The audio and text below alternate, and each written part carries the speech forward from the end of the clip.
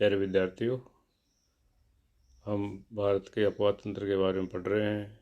कल हमने अपवाह तंत्र के बारे में वीडियो शुरू किया था और हिमालय की नदियों का अपवाह तंत्र में सिंधु अपवाह तंत्र को पढ़ा था। भारत काफ़ी विशाल क्षेत्र में फैला हुआ देश है। भारतीय भूमि के उच्चावच और ढाल के अनुसार भारत का अपवाह तंत्र सारणी के द्वारा मैं आपको दिखा रहा हूँ कि दो भागों में बांटा गया है। पहला है हिमालय की नदियों का अपवाह तंत्र, दूसरा प्रायद्वीपीय पठार की नदियों का अपवाह तंत्र। प्रायद्वीपीय पठार की नदियों का अपवाह तंत्र को भी दो भागों में बांटा है। बंगाली खाड़ी को जल ले जाने वाली नदियाँ और अरब सागर को जल ले जाने वाली नदियाँ। ये हम पढ़ेंगे बाद में, उससे पहले इसको पूरा कर लेते हैं। हिमालय की नदियों का अपवाह तंत्र जिसमें सिंधु का अपवाह तंत्र, गंगा नदी का अपवाह तंत्र और ब्रह्मपुत्र नदी का अपवाह तंत्र आता है।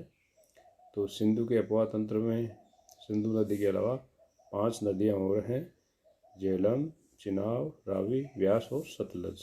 इनके बारे में कल के वीडियो में पढ़ा और आज पढ़ेंगे गंगा नदी का अपवाह तंत्र और ब्रह्मपुत्र नदी का अपवाह तंत्र।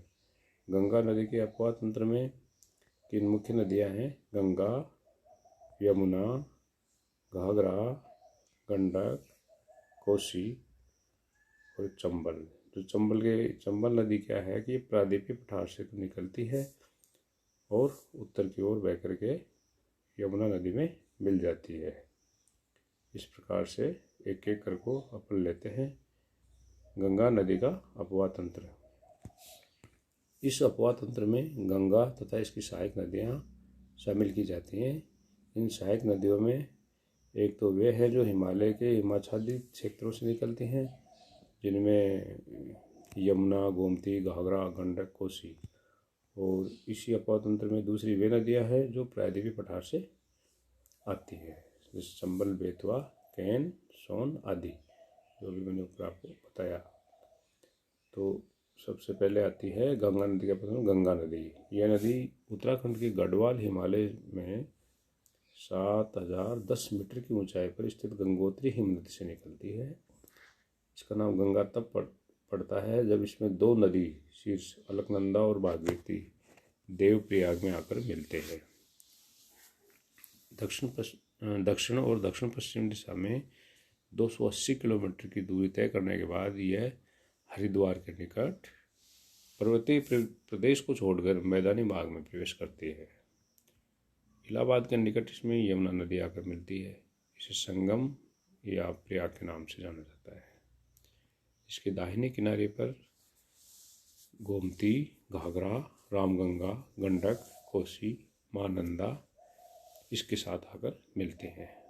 फरक्का के बाद गंगा की मुख्य धारा पूर्व और दक्षिण पूर्व की ओर होती हुई बांग्लादेश में प्रवेश करती है। यहाँ इस नदी का नाम पद्मा हो जाता है, वह स्थानीय लोग इसको पद्मा कहते हैं। वहाँ से नदी कई धाराओं में बंटकर डेल्टा का निर्माण करती है और बंगाली खाड़ी में गिरती है। भागीरथी हुगली क्षेत्र में प्रायद्वीपीय पठार से आने वाली कई छोटी छोटी नदियाँ इसमें आकर मिलती हैं। इनकी कुल लंबाई 2525 किलोमीटर है। इनमें से लगभग 350 किलोमीटर उत्तराखंड में, 1150 किलोमीटर उत्तर प्रदेश में और 445 किलोमीटर बिहार में और 520 किलोमीटर पश्चिम बंगाल में है। बाकी बांग्लादेश में है। अकेले भारत में गंगा का अपवाह क्षेत्र 8,61,404 किलोमीटर है, यानी 8.5 लाख किलोमीटर से भी ज़्यादा क्षेत्र है। ये हुई गंगा नदी और उसकी सहायक नदियाँ। अब दूसरी आती है यमुना नदी।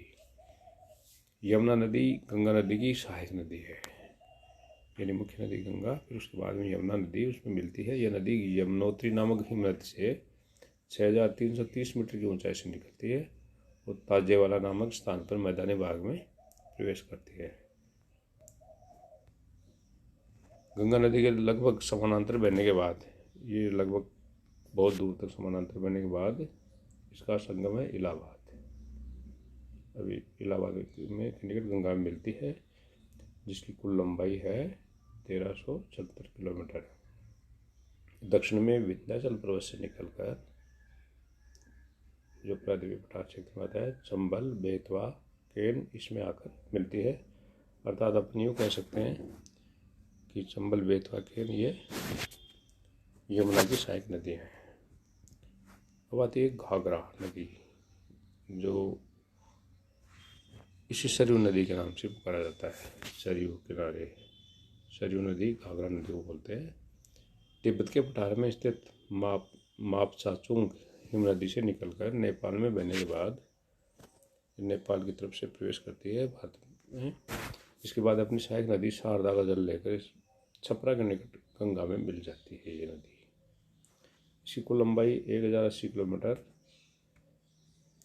ये नदी में बाढ़ ज़्यादा आती है, इसलिए अपना मार्ग भी बदल लेती है। ये मार्ग बदलने के लिए भी प्रसिद्ध है। गंडक नदी, ये नदी नेपाल और चीन सीमा के निकटवर्ती स्थान से निकलकर मध्य नेपाल में बहने के बाद बिहार के चंपारण जिले में प्रवेश करती है। नेपाल की तरफ से निकलती है।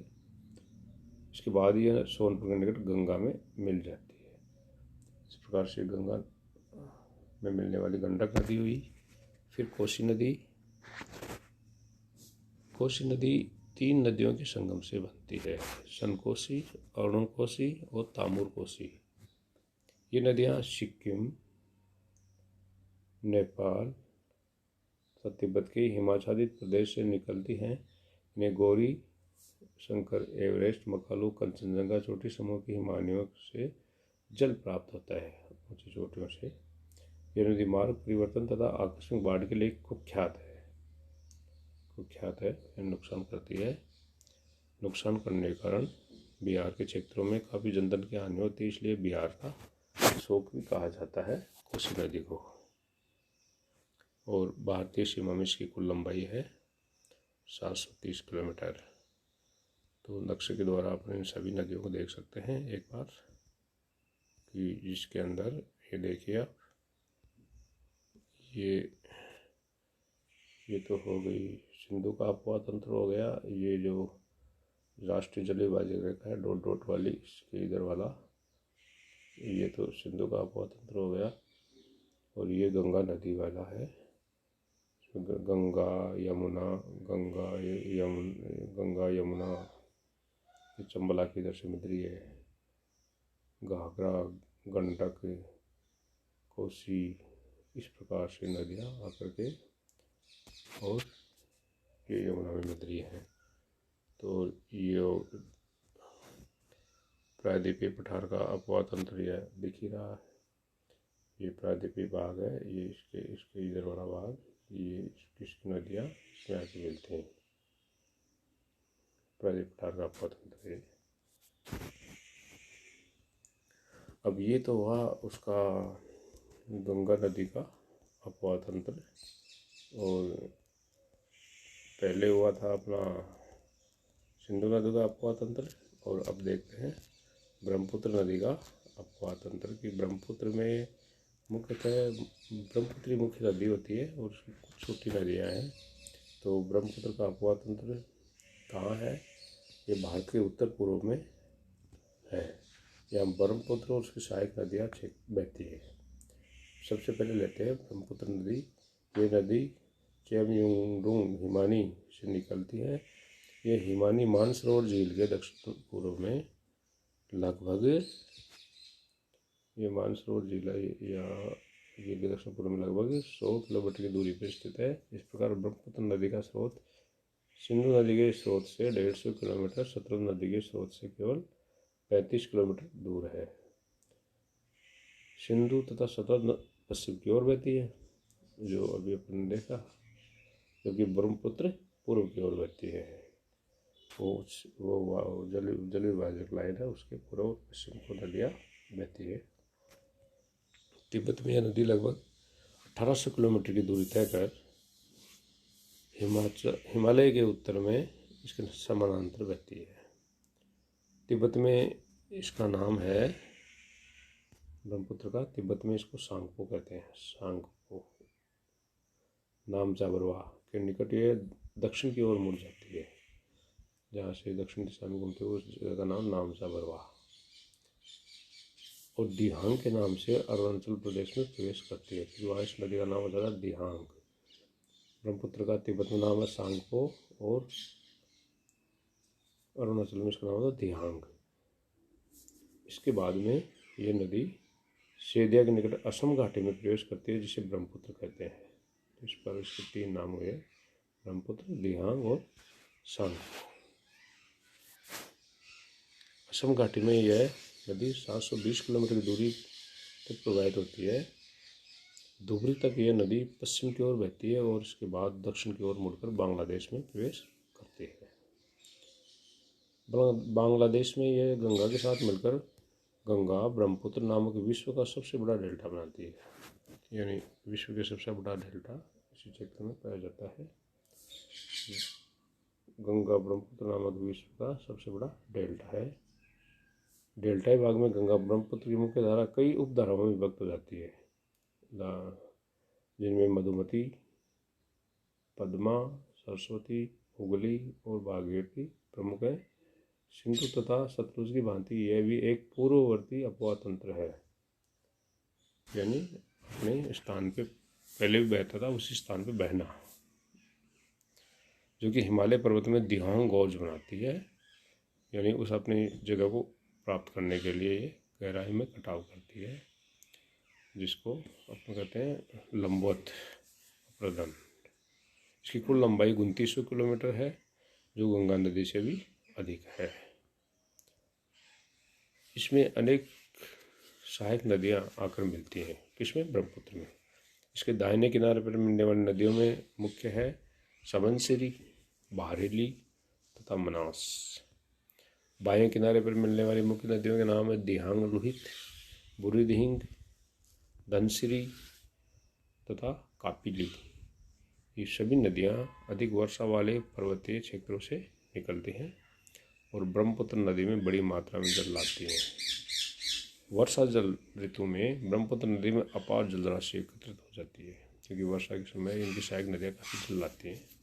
इसलिए वर्षा ऋतु में बहुत सारा पानी इकट्ठा हो जाता है और ये नदी एक किनारे से दूसरे किनारे तक 8 किलोमीटर चौड़ी हो जाती है। चौड़ाई बढ़ जाती है, पानी ज़्यादा आ जाएगा तो। ब्रह्मपुत्र नदी में प्राय बाढ़ें आती रहती हैं।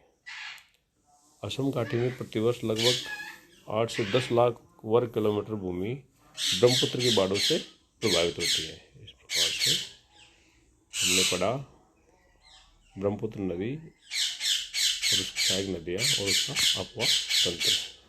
धन्यवाद।